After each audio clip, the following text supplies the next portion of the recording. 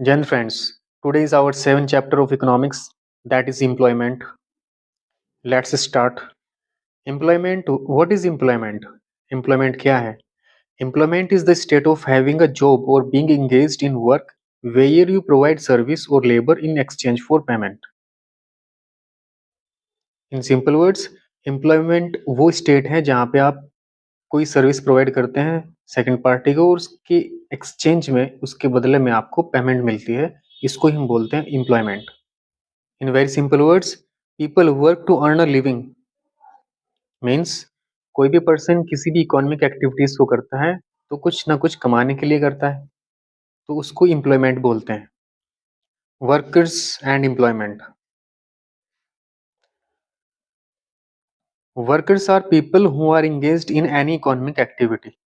Workers वो person होते हैं जो किसी भी इकोनॉमिक एक्टिविटीज में इन्वॉल्व होते हैं for earning their money. Employment हम पढ़ी चुके हैं. Employment is the state of having a job or being engaged in work where a person provide labor or service in exchange for wages and salary. Participation of people in employment. जैसा कि हमने last page में पढ़ा कि कोई भी person किसी भी इकोनॉमिक एक्टिविटीज में इन्वॉल्व है for earning their living, it's called employment. यहाँ पे भी कुछ ऐसा ही देखने के लिए मिलता है, लेकिन एक पॉइंट यहाँ पे ऐड होता है, दैट इज यहाँ पे हमें ये मालूम चलता है कि टोटल पॉपुलेशन में कितने पर्सन एक्चुअल में वर्किंग है. And this fact is measured with the help of labor force participation rate, LFPR. Now, participation of people in employment are categorized into three classes. First one is self-employed people. ये वो person है जो जिनका खुद का अपना काम होता है. For example shopkeepers, farmers, freelancers and small business owners. Second one is regular salaried employed, जिनको हम रेगुलर एम्प्लॉयड भी बोलते हैं. ये वो पर्सन होते हैं, ये वही एम्प्लॉइज होते हैं जिनको फिक्स सैलरी मिलती है on regular basis. Daily, weekly और मंथली इनकी पे हो सकती है. For example teachers, office workers and government employees. Third one is casual wage labourers. ये वो एम्प्लॉयज होते हैं जो टेम्पररी टाइम के लिए हायर किए जाते हैं. इनकी कोई फिक्स सैलरी नहीं होती और ना ही किसी प्रकार की कोई सिक्योरिटी होती है. For example construction workers, daily veg workers. Primary, secondary and tertiary sector. First one is primary sector. ये वो सेक्टर है जहाँ पे रॉ मटेरियल का प्रोडक्शन किया जाता है for secondary sector. For example agriculture, fishing, mining, forestry etcetera. Second one is secondary sector. ये वो सेक्टर है जहाँ पे मैन्युफैक्चरिंग होती है गुड्स एंड सर्विसेज की. For example factories, construction etcetera. Third one is tertiary sector.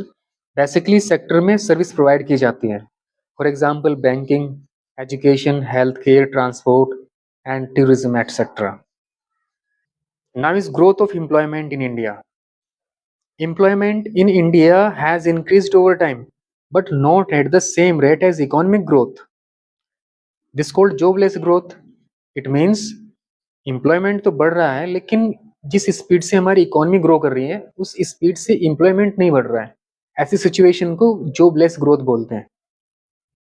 Sector wise changes in our three sectors.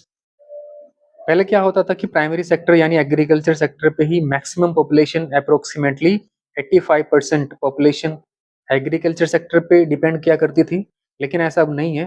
वो दूसरे सेक्टर यानी सेकेंडरी और टर्सरी सेक्टर में भी शिफ्ट हो रहे हैं. तो ये काफ़ी अच्छा डेवलपमेंट है हमारी इकोनॉमी के लिए.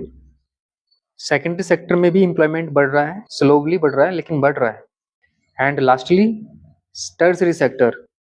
इस सेक्टर में जो एम्प्लॉयमेंट है बहुत तेजी से इंक्रीज हो रहा है. For example IT, banking, education, health care etcetera. Informalization of Indian workforce. So, what do you mean by informalization? It simply means increasing share of workers in informal यानी unorganized sectors. जहाँ पे ना तो आपको job security मिलती है ना ही कोई फिक्स्ड सैलरी मिलती है. इसी को हम बोलते हैं इनफॉर्मलाइजेशन. जैसा कि मैंने कहा, यहाँ पे आपको कोई जॉब सिक्योरिटी नहीं मिलती है, ना ही कोई फिक्स्ड वेज मिलता है, और ना ही कोई other social securities like PF, pension, insurance. Long questions related to employment. First one is explain the growth and changing structure of employment in India. Second one is what is informalization of workforce? Explain its causes and effects. Describe the different types of employment in India. And last one is explain the distribution of workforce in India on the basis of sectors. कुछ MCQs हैं जो आपको solve करना है. First one is which of the following indicates better utilization of labor force? Second one is which type of unemployment occurs when more people are employed than required? Third one is regular salaried employees generally get. Fifth one is informal sector workers generally do not get. And last one is which of the following is a self-employed person? Now friend, this is the end of chapter. Thank you so much.